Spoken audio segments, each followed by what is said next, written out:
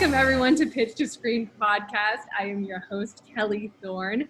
Today we have with us Kaleb Lechowski. Kaleb did a fantastic film called Raw, like the sun god.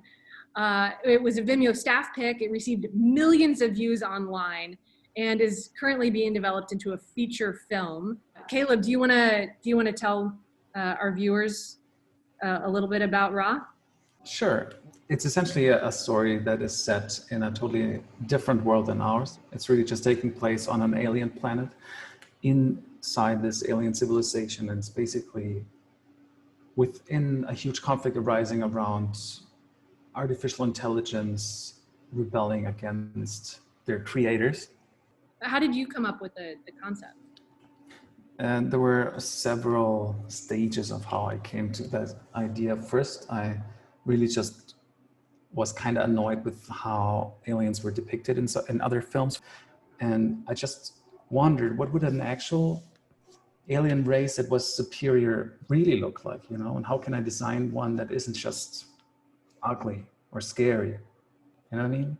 I didn't really think of insects or reptiles, but rather something like a dolphin, for example, or like the whole Egyptian aesthetics, which I really like. What you did was immediately humanize the alien. So then you're just really drawn to their plight, or you see yourself within them. Why did you decide to post online? Did you think, oh, I'm just going to put it out there, see what people think I want to share with the world? Or did you think, like, maybe I want to submit it to film festivals and see if I can get any traction there? Like, what was your tactics for I didn't really think so far, I have to say. I really just wanted to see reactions from people because, I mean, like I said, I thought, I haven't seen a student work of that magnitude, let's say. And I thought this could just land me something.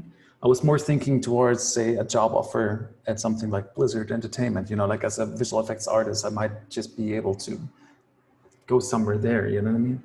So you upload it on YouTube. You have a manager who writes you and says, hey, you're really good. I want to work with you. And then you say, cool, let's do it. And so then he says, upload it on Vimeo, fly out to LA. I'm going to get you a bunch of meetings for 2 weeks.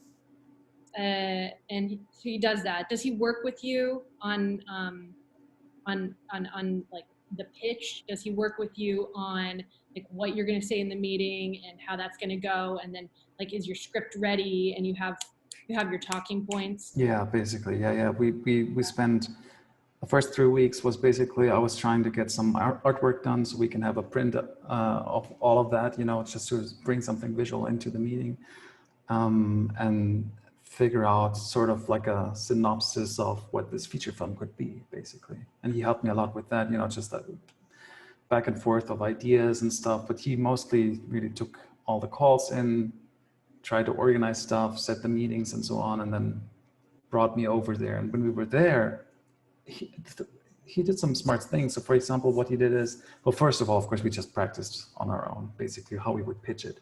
Then he had his partner who asked really tough questions that they might have asked, you know, just so I can get in the mindset and find some answers for that before I am in the meeting, right? And then how long was your pitch? I guess it's like 10 minutes of story we presented, and then we just kept talking about what it means and, you know, where things could go. And they had questions, of course. Yeah. After you've had these pitch meetings, what you gleaned from them, what came out of these pitch meetings is that you got feedback that maybe finesse the script and or maybe do some more projects so we can sort of trust you with this kind of budget. Is that what happened? What was going on in the meetings was more, I think to a degree it was, okay, so here was this guy who didn't have anything and just made this, right? What if we gave him a bit of money? But Ra isn't really the project for a bit of money. Right. At least, I mean, if I did it myself, it would just take years, right? I mean, like it would take decades, I would say. So obviously that's not an option. And all of a sudden this project gets really expensive. And I think that was when it kind of was difficult already. So I guess just to wrap up, I did want to ask about any wisdom that you've gained through all of this to give to burgeoning or developing filmmakers. It's a slow process. It's a very different process than you imagine, you know, and it's good to have multiple irons in the fire, basically, because you never know when and if anything is going to happen.